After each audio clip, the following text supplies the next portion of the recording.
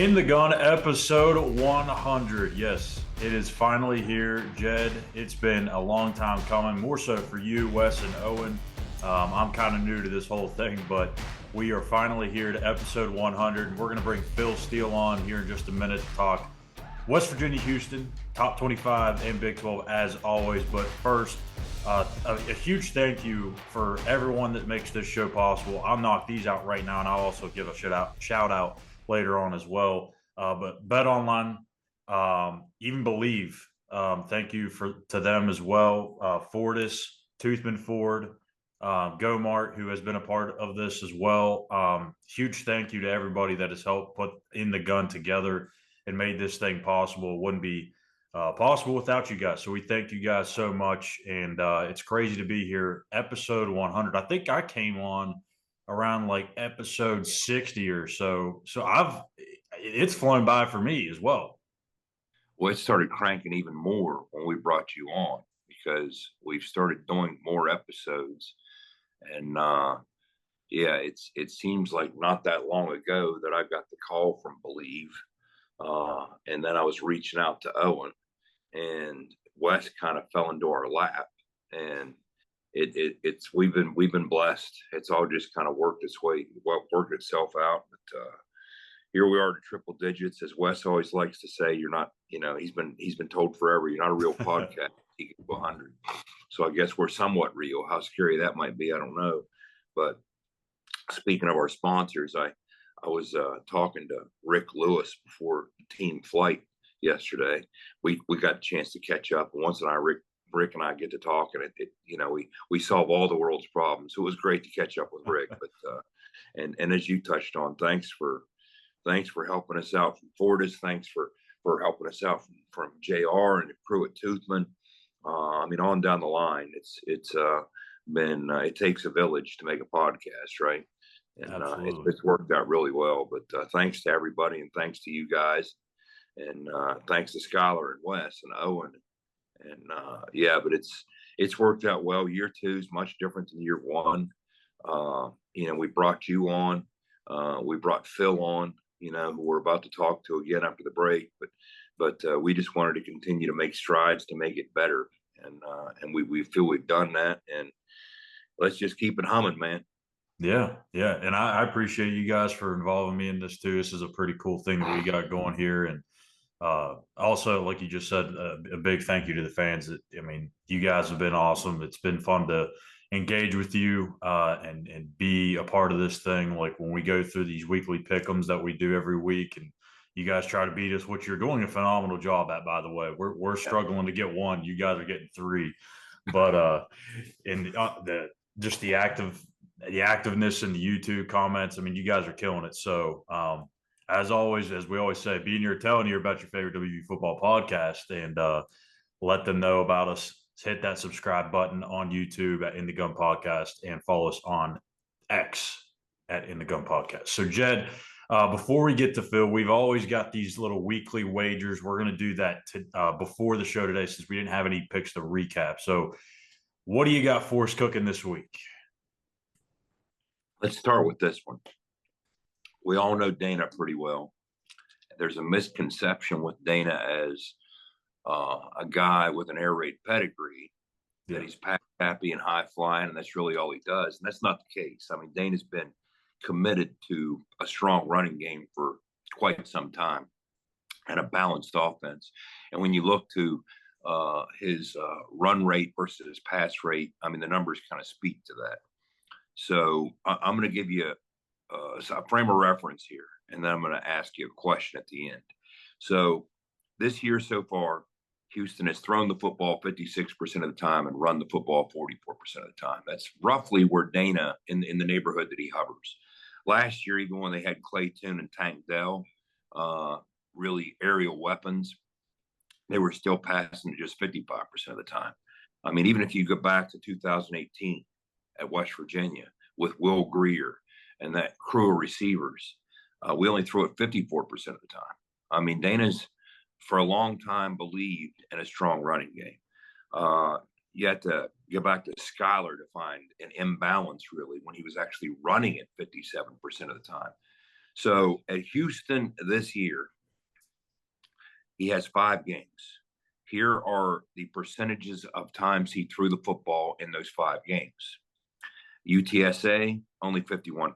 Rice, 57%. TCU, 66%. Sam Houston, 53%. And against Texas Tech, he threw it 57%.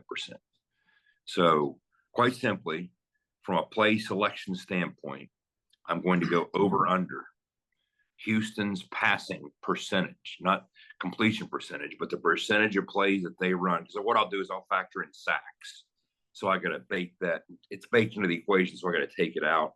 And that's what I do. They're counted as run plays in the way they track college stats. So I track those. I take those out, put them back toward the pass plays. So what percentage will Houston try and throw the football? Over under 58.5% against West Virginia. I was hoping you said 57.5. I'll go over. And I think the only reason I'll go with the over is because West Virginia's front seven has been really, really good this year, and they've been able to get push. They've been able to get to the quarterback. They've been able to get pressures, as we talked about. Obviously, Trey Lathan not being there is going to hurt. But I still think they're going to be able to win those battles up front and stop the run game. And if West Virginia gets up early, then it may kind of force Dana to start slinging the ball around. I'm not saying that they're going to do it when they fall behind 7-0, but I think he's going to realize very early that the weakness of this defense lies in the secondary, especially with the depth that they have back there or lack thereof. And I mean, we don't know about Aubrey Burks' status. He's questionable going into tonight's game. So I think the over is probably the better play, but I could see the under happening too. I think his game plan is to throw the football. I don't think they're happy where their O-line is. Their run game's coming around. They're happy with what that freshman's doing for them, but his He's deepest good. room, his deepest room is that receiver. I think he likes to match up against our secondary. I think he's going to come out pitching and catching, and I'm going to take the over. I think Dana thinks he needs to throw the football to win this game, and I'm going to take the over. So let's jump to third downs, okay? From a third down percentage standpoint, West Virginia offensively, this is another pretty simple. West Virginia offensively has struggled on third down. Houston defensively has struggled on third down. West Virginia is converting 32% on third down. That's only 13th in the Big 12. Houston defensively is allowing 41%. That's only 11th in the Big 12. So West Virginia is converting 32%. Houston's allowing 41%. So I'm going to say, what are you taking? West Virginia's third down success over under 43.5%. Ooh. I'm going to say under, but not by much. I think the offense probably figured some things out over the bye week. So I think we'll see some more success, but I think it'll still go to the same kind of blueprint in thinking, look, certain areas of the field, we're going to have 4 cracks at it. And I think Neil knows that. And an interesting little stat, Houston has allowed 7 first downs on 8 fourth down attempts. So Neil probably knows that, and he's going to look at that and say, look, if they're vulnerable on fourth down, we may, again, certain areas of the field, we may have a 4th crack at it. So I'm going to say they're going to set these things up to get to maybe a 4th and short, 4th and 1, and on the plus side of the field. So I'm going to say under, but not by much. I think they hover around that percentage. I was going to go under, but we'll make it interesting. I'll make the case for over. At some point, I'll go over. I'll make the case. At some point here, as we approach the second half of the season, to right the ship, become a more complete offense, we're going to have some games where we're around that 50% mark. Yeah. So in some cases, maybe even more. This needs to, against a defense that's struggling in that phase, this might need to be one of those games. So I'll go ahead and take the over 43.5%. So let's say we approach 50% on third down success. That'd be great for the offense because, you need to start climbing that number out of that number 13 spot. If you can gradually work your way into the top half of the league, then what that means is let's look at it like this. Through 5 games, we're at 13th. Yeah. Well, if you finish the season in the top half of the league, that doesn't mean you were playing 7th style football the rest of the way. It means you were playing top 3 or 4 the rest of the way. So if you can finish the season in the top half of the league, we're approaching that. That's very good news for what we were able to do down the stretch in some of these games. And finally, the third one, from a turnover standpoint, we're going to look at it like this. Houston is +6 in turnover margin. They're number 2 in the Big 12. They've won the turnover margin 3 times in 5 games. They haven't lost it yet. So West Virginia is sitting at 0, which is tied for 8th in the Big 12.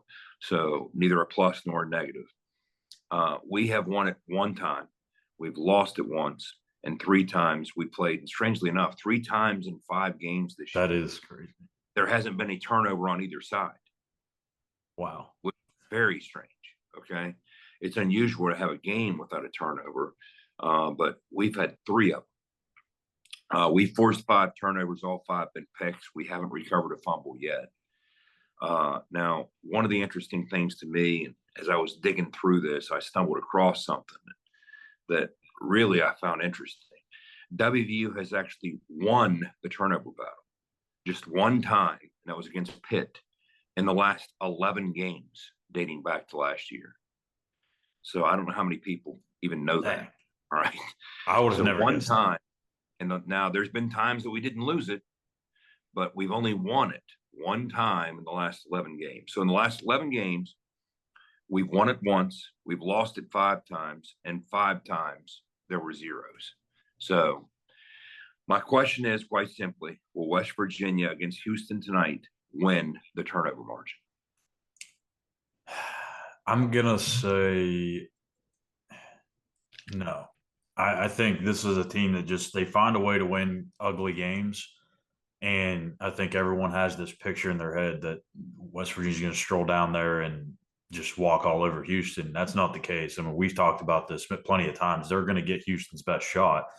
And even though I do think they win, this team's used to kind of winning in unconventional ways where you don't win the turnover battle, or you play, a little sloppy offensively. You don't get enough things going offensively, and you just still find a way to win. So because of how Houston's had success turning teams over, and I think at some point, maybe it is tonight too, because of having the bye week to work on some things. If West Virginia starts taking some more shots down the field, you're going to be susceptible to throwing a pick or 2. And Garrett Green hasn't thrown one this year, so he's due for that. But I do think I say he throws 1 interception, and that's probably the only turnover of the game. And he bounces back, still plays well. West Virginia wins. So I think it's 1 turnover going in advantage of Houston. So what that means when asking, will West Virginia win the turnover mark? If it ends at zeros, then that's a no. Yeah. So they win it. I'm going to say we'll win it. Donovan Smith is a dangerous, exceptional quarterback who can extend plays. He is incredibly difficult to get to the ground. He's big. He's strong, kind of like a Drew Aller type in that sense. He's very difficult to bring down. So he has a knack for extending plays and creating problems. But also, the more tape I watch, he's been picked off 3 times this year, but he will put the football in harm's way. He's been bailed out by his receivers a couple times. He's gotten lucky on tipped balls a couple times. So it's not as though, even though he's only thrown picks with a pass-heavy team or a team that throws a lot more than we do, I don't know if necessarily call him pass-heavy based on those numbers we talked about, he might be due. He has been putting football in harm's way and getting away with it. And we know that from the matchup that we like our D-line against their O-line. So if we can get after him and put him under duress, he might be forced into some bad decisions and put the ball in harm's way. And is this the night that West Virginia, as the leader in the Big 12 in dropped interceptions with 7, number 3 in the country with dropped interceptions with 7. Is this the night we find a way to actually pick some of those balls off and not just have PBUs and drop them? So I'm going to say yes. I'm going to say we will find a way to win the turnover battle. And in addition to that, at some point, the law of averages has to work in your favor in terms of having 0 fumble recoveries. There's only 2 teams in the Big 12 this deep into the season that haven't recovered a fumble yet, and we're one of them. So the numbers have to start turning in your favor. But we have won the turnover battle, actually outright won it 1 time in 11 games. That's the thing that I find myself thinking about. That's a trend that needs to be snapped. Yeah. So I'm going to say, yes, tonight we do find a way to snap it, because on the road, any kind of environment, that would certainly help your cause when you're the road team. So I'm going to say we find a way to do that. Yeah, so West Virginia, Houston tonight at 7 o'clock, FS1. And yes, we wanted to make sure we got Phil's opinion on West Virginia, Houston. So that's why we're putting up Phil today and not tomorrow. Quick word, thank you from our friends at Toothman Ford. We all know cars cost less in Grafton. And Jed, this is going to be a fun one. I mean, Dana versus his old team. I think a lot is being made about this, but like Neil said earlier in the week, West Virginia doesn't really have a whole lot of connections to Houston. Actually, they don't really have any. So I think this is kind of more of a Houston maybe centric problem than it is West Virginia. But we'll get Phil's thoughts on this here just around the corner. We'll be talking to him about West Virginia, Houston, top 25 and Big 12 matchups as well. So stay tuned. We'll be back here with Phil on Phil Steele Thursday. Nobody supports the blue and gold Mountaineers like Toothman Ford. With over 20 NIL deals and counting, Toothman Ford continues to rally behind our student athletes. And it's time we rally and support the dealer that supports the Mountaineers. Not only does Toothman Ford offer the best prices in the state on pre-owned, their never over MSRP campaign on new Fords guaranteed to save you thousands. Drive with pride all season long, knowing you're supporting the dealer that fuels our Mountaineers. Toothman Ford, where cars cost less, in Grafton and at toothmanford.com. For more West Virginia Mountaineer football content, be sure to follow us on Twitter at In the Gun Podcast. For nearly 20 years, Fortis has been the nation's leader in providing guaranteed roof performance programs for commercial buildings. Fortis offers roof performance solutions that feature extensive initial and ongoing reconditioning for commercial buildings as an alternative to traditional replacement, with long-term performance guarantees that are backed by global leader Lloyd's of London. Fortis offers a comprehensive range of roof performance management programs that provide financial security, extend the life of our customers' roofs, and make a significant impact on ROI. Fortis is currently improving performance and increasing ROI for customers at more than 4,800 locations, with more than 140 million square feet protected, including many Fortune 500 companies that have turned to Fortis to save money, gain financial certainty, and extend the life of their existing roofs. Fortis has helped customers save more than $520 million in capital roof replacement costs for an average ROI of over 250%. To learn more, visit fortis.us.com. Fortis, roof performance and financial certainty guaranteed. Let's go, Mountaineer fans. You're tuned in to In the Gun with Wes, the Runaway Beer Truck, and the Signal Caller. All right, everyone, it's that time of the week. And actually, we're a day earlier because we wanted to get Phil's opinion on West Virginia, Houston, as I mentioned before the break. So we've got the encyclopedia, as Wes likes to call him, of college football, Phil Steele, online with us. Phil, we thank you for joining us once again. And maybe you got West Virginia picking over Houston this week. We'll get to that here in a little bit. He's been on a roll with that, except for last game. He went with TCU, but he was happy he was wrong. So, Phil, thanks for joining us once again. Yeah, and I had West Virginia plus the points in that game, so know, I was happy that they got that. And by the way, I'm pleased that you moved me up an episode so I could get on episode 100 for crying out loud. Yes, absolutely. We had to get Phil on for episode 100. So let's get it kicked off with some top 25 action. And Phil, I can't even ask this game without asking your opinion of it. Miami, what is Mario Cristobal doing? I don't know what they did in that game last week. I don't know why they just didn't take a knee, but that could be something that could be a lingering effect, especially when you go travel on the road and you're playing a very tough North Carolina team. Yeah, you wonder about the mental aspect of that. And you go back to that game, while it was close and while Miami did need a late field goal to take the lead, before that botched knee thing, they had a 453 to 175-yard edge. I mean, it was statistically all them. They had survived a -3 turnover game. And it was a thing where Mario Cristobal, I think if you watch Miami, they really don't take knees. But I think maybe they'll start to do that in the future. It's more of one of those, he's an old offensive lineman, physical, and, we're going to run the ball and things like that. But I think he'll learn from that in the future. I know they had something like that happening with Oregon also. And believe me, he's heard it enough. I think you're going to see them take knees at the end of the games. But this still is a very talented Miami team. And as mentioned, they had a 453, 175-yard edge in that game. They beat Texas A&M. They're solid on both the offensive line and defensive line. In fact, when I talked to Coach Cristobal this post-spring, he was actually just buoyant about his offensive line and defensive line, and they've proved to be up to the task. They're only allowing 2.3 yards per carry, and offensively they're averaging 5.7 yards per carry and only allowed 5 sacks all year. Tyler Van Dyke's coming off a rough game where he had some interceptions. I don't think we'll see that here. And North Carolina is a very talented team, one that if you look at their schedule the rest of the way, they should be undefeated when they roll in and face Clemson on the road. That'll be a great game there. But I like North Carolina to win the game, but the line's 3.5 in this one. I think Miami of Florida is going to give them all they want. I would actually lean a little bit with Miami plus the 3.5. I'm going to call for the Tar Heels to win that one by a field goal. Phil, out in the Pac-12, we have Dan Lanning's unbeaten Oregon Ducks in a top 10 matchup heading to Washington. Michael Penix might be the Heisman opportunity that he has been after. But did I see this week that despite all the history between these two teams, is this the first time they've ever played with both of them in the top 10?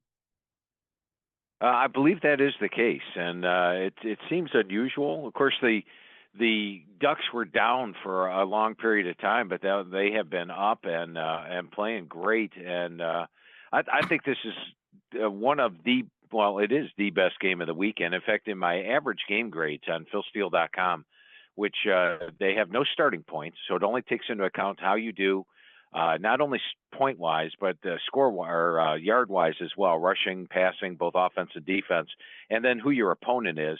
Oregon comes in number 1 right now, and Washington's number 3. So it is a battle of two of the top teams in the country. Husky Stadium is one of the loudest venues there. It's not 100,000 fans, but it sure sounds like it when you go there. They've got Michael Penix. They've got probably 3 NFL caliber receivers with the Dunsey, Polk, and McMillan. The run game has been good this year, but I'm actually leaning with Oregon to pull the upset here for a couple of reasons. First of all, I do believe they have the special teams advantage, and they do have the defensive edge as well. They're holding opponents to 256 yards per game. They've got 18 sacks this year. Washington only has 6 sacks. I think they're going to be able to disrupt Penix a little bit there, maybe cause a turnover or two. And Oregon's playing with legitimate revenge. So I think this could be just a heck of a game, worth it, come down to the wire. But I'm going to call for the Ducks to go on the road and pull the upset here. Phil, this is one of my most intriguing games of the weekend, USC at Notre Dame. This begins a very tough stretch for USC down these final 6 games. I think 5 of their last 6 games are against ranked opponents. The only game that they're not playing a ranked opponent is against Cal, which is an average football team right now. But this is a big game for them. Defensively, obviously, they haven't been very good. Notre Dame hasn't been very good offensively lately. But Notre Dame, you're playing at home. Your offense has been scuffling. You get a chance to get back on track against a bad defense. Am I weird or odd for thinking that Notre Dame could actually win this game? Well, you and Vegas both feel the same way because Notre Dame's a 2.5-point favorite in the game. So, and I actually lean with Notre Dame as well. Now, I will say this about USC. I've heard a lot of narratives so far this week, and USC gave up 41 points again last week. What was the score at the end of regulation? They only gave up 28 in regulation. So, it was a bad first quarter. They gave up 21 points in the first quarter and a fourth. Then they held Arizona scoreless for 2 full quarters last week. So, but they did allow 506 yards. I'm not going to say USC's defense is great. I'm just going to say they didn't allow 41 points last week. They really gave up 28. But When I look at this matchup, it's tough to go against Caleb Williams. He is a premier quarterback. And, one thing I said, and I do about 250 radio shows over the summer, and one of my common themes was Caleb Williams can't possibly top last year's stats. But guess what? He is so far. Last year he only hit 67% with a 42-5 ratio. This year, 71% with a 22-1 ratio. If he keeps that going, he may just win the Heisman again. But defensively, Notre Dame has a large advantage. Special teams, Notre Dame has a large advantage. Sam Hartman, for some reason, just can't play against Louisville. He's had 3 interceptions last week. Last year, he had, 4 interceptions against Louisville.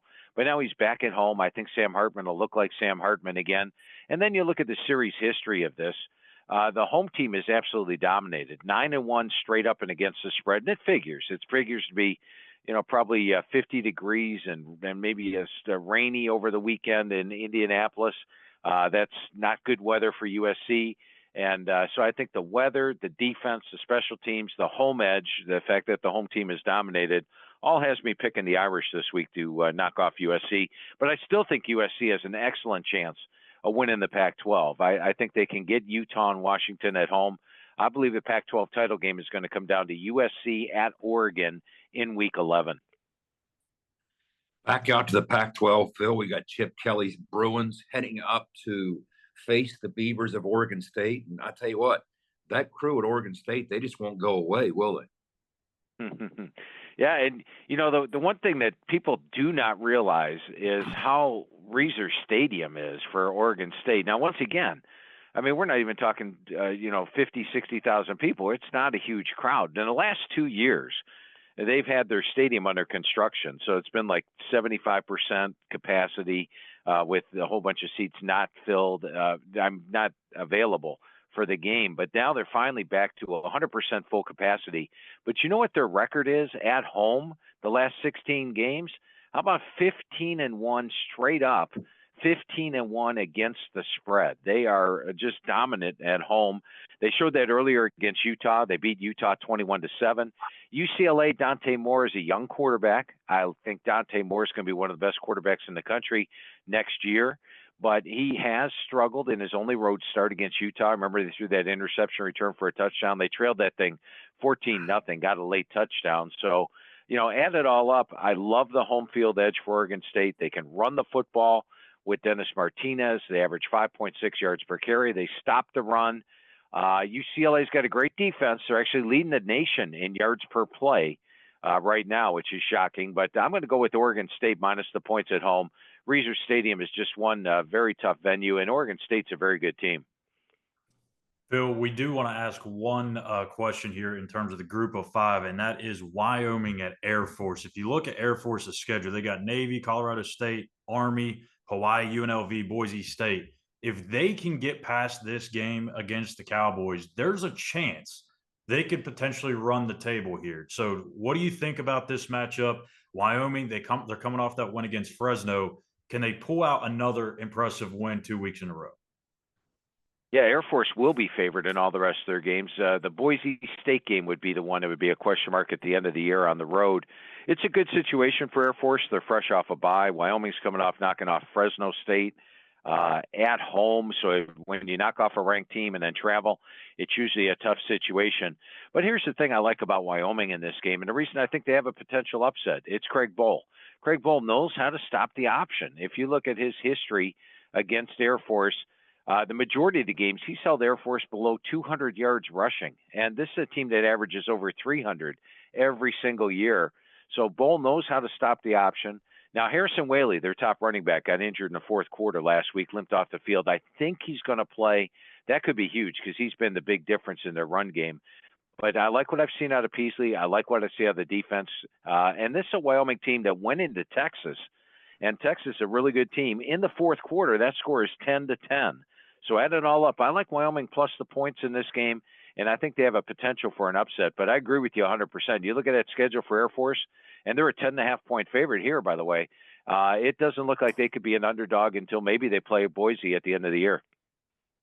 So let's jump into the Big 12. You've got Iowa State. You talked about this last week, how dangerous it is to play under the lights of Jack Trice. Boy, that proved to be the case again. They had a big win against TCU. Now they'll be going on the road to face a Cincinnati team that's kind of quickly finding themselves in a desperate spot. Since beating Pitt, Cincinnati's dropped 3 straight. Now they did have the bye to get ready for this. How do you see this matchup playing out in Cincinnati? I like the way Iowa State is playing right now. I've been, naturally I watch all the games, and Rocco Becht has impressed me. He's got a 10-5 ratio. He's hitting 60%. He seems to get a little bit better each and every week. Also, the run game has picked up. Abu Sama averaging 5.1 yards per carry. Eli Sanders had a couple of explosive runs. Cartavius Norton's had some good runs. So the run game has got going as well. Earlier in the year, they were struggling to run the ball. The offensive line is starting to get better. And that defense is very tough to solve. And I think the defense, first time seeing it for Satterfield, I think that's going to be a tough situation for Cincinnati. It's an Iowa State team that's really good as an away dog. And I just think Iowa State's a better team. They're actually getting 5.5 points here. Cincinnati's the favorite. But I think Iowa State pulls the upset. It won't be an upset in my mind. But I like the Cyclones to go on the road and get the win. Phil, last week you told us that Oklahoma State was going to win that game or had a chance to win that game outright against Kansas State. And boy, did you get that one right on the money. They won 29-21. And this could be, like Jed said earlier in the week, a situation where things start to turn for the Cowboys. Meanwhile, for Kansas, this quarterback situation, it's getting interesting. Jalen Daniels is not expected to play again from what I've been reading. And, he's only played 3 games. And I think for Kansas fans, you start to wonder, is this a thing where he may be sitting out and going to transfer? Jason Bean's a good backup, but is he good enough to win this game on the road against the Cowboys? Yeah, and Jason Bean last year had stats that were pretty close to what Jalen Daniels had. He ran for 222 yards, so he's mobile. Last year he hit 64% with a 14-4 ratio. Good numbers. Numbers very almost identical to what Daniels put up last year. And last week, with being a quarterback, they put up 51 points on UCF, 490 yards. In fact, at halftime of that game, they led 24-0. So Bean is one of the best backup quarterbacks out there. Not quite Jalen Daniels, but he still is mobile and still can throw the football. However, I mentioned last week about this Oklahoma State team in a circle the wagons game and turn their season around. They got the win. They've got the confidence. And thank goodness they stopped that quarterback rotation. They went with Alan Bowman against Iowa State, put up over 400 yards. They stuck with Bowman against Kansas State, put up over 400 yards. And those are 2 really good defenses. I would not put Kansas in the same level defensive-wise as I would Iowa State and Kansas State. So I think they will have success, get over 400 yards here. That defense can be tough. Oklahoma State's one of the better home field advantages. Frankly, I'm surprised Kansas is the favorite in this game. Kansas in Vegas is a 3-point favorite. I think Oklahoma State should be the favorite in this game. I do like the Cowboys to get the win here and then probably get the win against Cincinnati. They got Bedlam, which I know they're looking forward to, but this is an Oklahoma State team I think is going to be very impressive the second half of the season. Phil, let's get down to Fort Worth. TCU, you have to think after 6 games, they didn't plan on being 3-3. And here comes BYU to town. Keaton Slovis is going to have some opportunities against a TCU secondary that has surprised people the way they've struggled. Talking about situations at quarterback, looks like Chandler Morris might be out for some time for TCU, and they find themselves in a more difficult place than intended, right? Yeah, they did not expect to be 3-3, and they did not expect to be down to a backup quarterback. But, it's interesting. When I talked to Coach Dykes after spring practice was over, we were talking about the quarterbacks, and he said, no matter who wins the job, I really like this quarterback room, which leads me to think he's got a lot of confidence in Josh Hoover. And I like what I saw to Hoover when he came into the game. Now he's got a full week working with the number ones. I think Josh Hoover is going to be better than expected. So Chandler Morris being out, I'm not taking it as a major loss here. I think that Josh Hoover will do well. And when I look at BYU this year, the amazing thing to me is, they're being outgained by 42 yards per game. Somehow they're winning games, like the Cincinnati game they won despite being outgained by 200 yards. The Arkansas game they won, they were outgained by 143 yards in that game, and yet somehow doing it. They're doing it with smoke and mirrors. They can't run the football. They've only had, on the season, they're only averaging 63 yards per game on the ground, 2.3 yards per carry. I think TCU can get after the quarterback. They should harass Keaton Slovis. They're at home. They're in a desperate situation at 3-3. This is a team that was expected. They expected themselves to contend for the Big 12 title. They're not there right now at just 1-2. They need this victory. I think we're going to see TCU play one of its best games of the season. I'm not concerned about the quarterback situation. I like TCU to win this one by over a touchdown. Phil, I was really high on Kansas State entering the season. Obviously, things haven't gone as well for them lately, losing 2 of their last 3. Will Howard, 1 touchdown to 4 picks in his last 2 games. They've got a big one this week on the road in Lubbock against Texas Tech, who everyone started to write off after their loss to West Virginia. But since then, they have started to play much better football. They're winning games. They beat Baylor. They beat Houston. This seems like a very crucial game in terms of the long-term Big 12 picture for these 2 teams. Yeah, I agree. In fact, I did a call with the Citrus Bowl, and we were talking about the Citrus and the Pop-Tart Bowl. And one of them is picking the Big 12. I believe it's the number 4 team for the Big 12. It'll come out to be after you get through the New Year's Day 6 games, and the Big 12 is wide open, guys. I mean, it could be anybody. It could be West Virginia, Kansas State, Texas Tech. Could be Iowa State, could be Oklahoma State. There's a lot of teams in there. So this game is massive in that respect. And Texas Tech impressed me. Last week I liked Baylor to upset Texas Tech. They did not. Texas Tech looked good, was in control the entire game. They did only outgain Baylor by 25 yards, benefited from some turnovers, but still a good game on the road where they usually don't play good. Now they're at home where they do play good. But the last time they were at home, I liked them big over Houston. They won that game by 21, but I wasn't blown away by the defense. They gave up nearly 500 yards to Houston in that game. And this is a Kansas State team that just matches up well with Texas Tech. If you go back and take a look, they have actually won the last 7 games against Texas Tech, and most of them have been a decent win. So their defense matches up well against the Texas Tech offense, and that's the reason I think Kansas State can go on the road and get this win. All right, Phil, here I sit in Houston in a hotel room. So I'm bringing you down here with me. I want your thoughts. West Virginia sitting at 4-1 with 4 straight victories. First time since 2018. The bye couldn't have come at a better time. It's reaching a point where the season is starting to have its effect from an injury standpoint. We're heading down here to face Dana Holgorsen and the Cougars, a Cougars team that finds themselves in somewhat of a desperate spot, sitting at 2-3. You have a quarterback situation in Donovan Smith. He's big. He's physical. I think they like their wideout room. You kind of almost expect them to come out trying to play pitch and catch against this West Virginia secondary. But how do you see this thing unfolding? Yeah, it should be a decent game. I'd say that much. Houston, as you mentioned, is one of those circle the wagon games. They're at home. If they're going to do anything this season, they need to pick up a win here. I mean, they've got Texas at Kansas State and at Baylor on deck. So it could be a long season if they drop this game. However, I'm very impressed with West Virginia this year. When I talked to Neil Brown, he talked about the offensive line, how confident he was in that unit. And I love how the offensive line has played this year. They're opening up holes for the run game. They're taking teams out of their game that like to throw the football over the field by running the football. They've got a mobile quarterback in Garrett Green. And the running backs have proven to be solid. And defensively, West Virginia is holding teams to 40 yards per game below their season average. I like that. Meanwhile, Houston, their defense actually allowing teams 31 yards per game above their season average. So I think you have a large edge on defense, a large edge in the run game.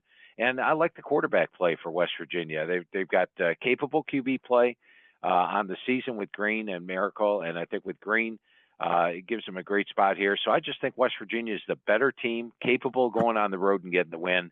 And I do think they not only get the win, but they're laying like 2.5 in this game. They're going to get the cover in this one as well. Phil, I got to ask you too, because Neil Brown's been playing this disrespect card all season long, and it's been working. And I think he's loving the fact that they put that number 14 ranking on them at the beginning of the season. He talked about it earlier this week that he feels like this team should be, they should be ranked. They've done enough in his mind against the schedule that they've had to be ranked.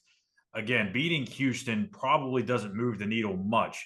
But if you win this game on the road, you move to 5-1, you're 3-0 Big 12 conference play. Do you feel like that's enough to get this West Virginia team ranked? Yeah, it should be a decent game. I'd say that much. Houston, they're decent. They're I do, and I think the fact that this game's on national TV and a lot of folks are going to be watching it is one big reason that that'll help out.